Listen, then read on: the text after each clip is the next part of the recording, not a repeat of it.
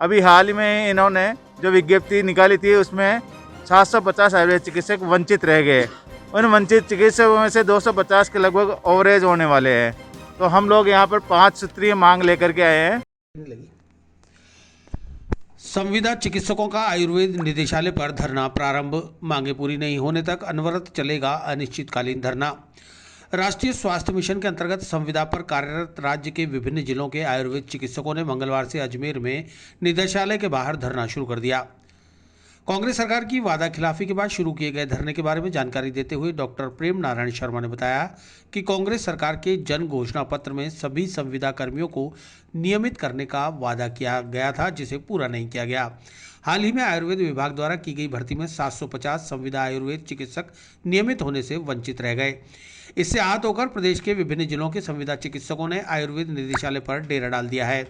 संविदा आयुर्वेद चिकित्सक एसोसिएशन राजस्थान के तत्वाधान में पहले दिन बीकानेर और जैसलमेर जिले के चिकित्सकों के साथ आसपास के चिकित्सकों ने भाग लिया। प्रतिदिन 2 जिलों के चिकित्सक प्रतिनिधि क्रमिक रूप से धरने में शामिल होंगे।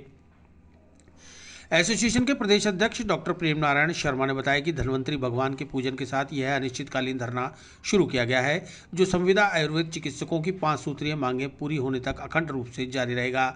इसके अंतर्गत ग्रामीण आयुर्वेद चिकित्सक कैडर को सामान्य कैडर में मर्ज कर डीपीसी करने, विभाग में विभिन्न कैडर के रिक्त सभी पदों पर भर्ती करने, ब्लॉक आयुर्वेद चिकित्सालयों में स्वीकृत 174 पदों का विभाजन नहीं करने, सभी पंचायत मुख्यालय पर आयुर्वेद औषधालय खोलने, विभागीय ढांचे का विस्तार करने के लिए चिकित्सकों के नए पद सृजित करने, सन 2013 की भर्ती में से कटौती किए गए 760 पद पुनर्जीवित करने की मांग शामिल है।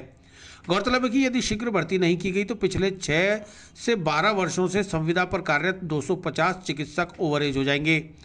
डॉक्टर शर्मा ने बताया कि इस अनवरत धरने के दौरान प्रतिदिन गांधीवादी तरीके से सचिवालय और निदेशालय पर विभिन्न गतिविधियां अंजाम दी जाएंगी।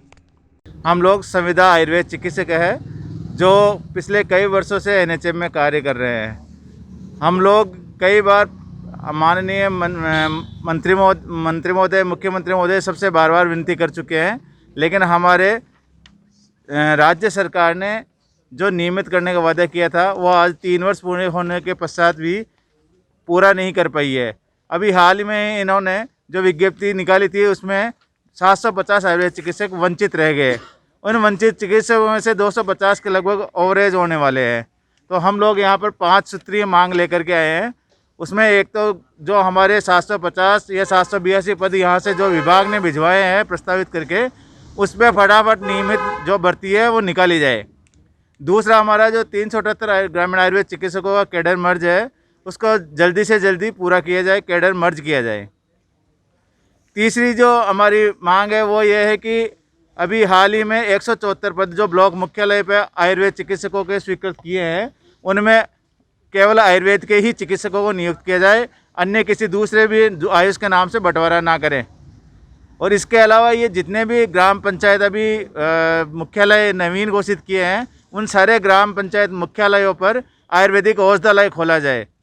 और एक जो एसएमओ और हमारे पदोन्नति जितने भी विभागीय पदोन्नति की गई है, उन विभागीय पदोन्नति के तहत एएमओ के पोस्टें मात्र 2300 है, जबकि ये 2100 पदोन्नति के पद है। तो उसके नीचे एक एएमओ जो आयुष चिकित्सक है, प्रत्येक पदोन्नति चिकित्सक के नीचे एक आयुष मेडिकल ऑफिसर होना चाहिए, आयुर्वेद मेडिकल ऑफिसर होना चाहिए उसमें। अब क्या रहेगा अगर मांगे नहीं मानी जाती तो? हम लोग जब तक हमारी मांगे नहीं मानी जाएगी तब तक हम लोग यहाँ पर आयुर्वेद चिकित्सक लगातार धरना जारी रखेंगे। आज कौन सा दिन है? आज हमारा प्रथम दिन है, शुरुआत है हमने, और इसमें हम लोग क्रमिक रूप से जिलेवार हम धरना दे रहे हैं ताकि हम लोग लंबे समय तक इस धरने की कार्रवाई को कर सकें।